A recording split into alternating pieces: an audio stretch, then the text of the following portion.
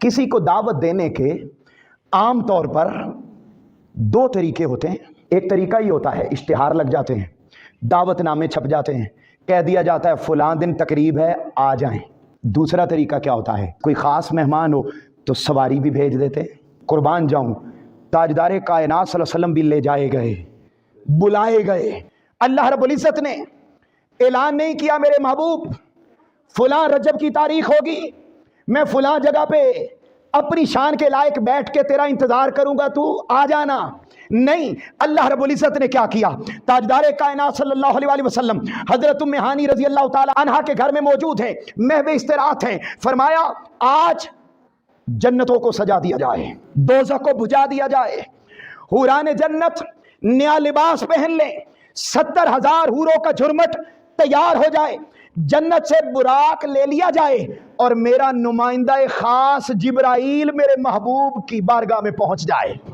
अल्लाह रब्बुल इज़्ज़त ने वक्त का भी इंतखाब खुद किया, जगह का इंतखाब भी खुद किया, सवारी का इंतखाब भी खुद किया, नुमाइंदे का बोलिए बोलिए इंतखाब भी खुद किया, साथ पूरी बारात भेजी और भेजकर फरमाया ए जिब्राइल जाओ सबको ले जा और जाके मेरे महबूब की बारगाह में अर्ज कर कि रब्बुल आलमीन अल्लाह मकाम में बैठकर आपसे मुलाकात का इंतजार कर रहा है।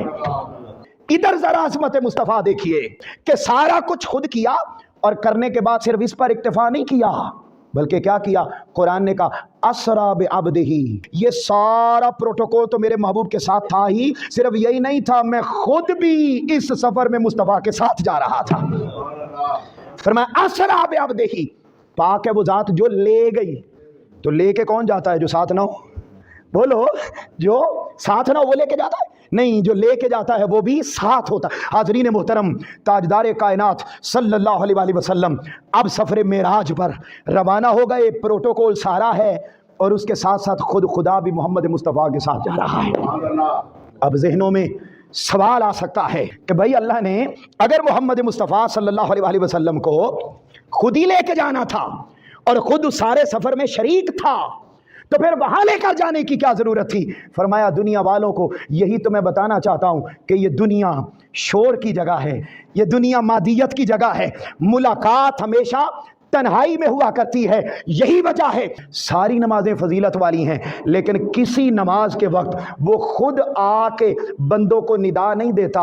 हाँ, रात के पिछले पहर जब सन्नाटा होता है, जब बिल्कुल तन्हाई होती है, उस लम्हे आके खुद बुलाता है कोई मुझसे दुआ मांगने वाला, मैं उसकी दुआओं को कबूल करता चला जाता।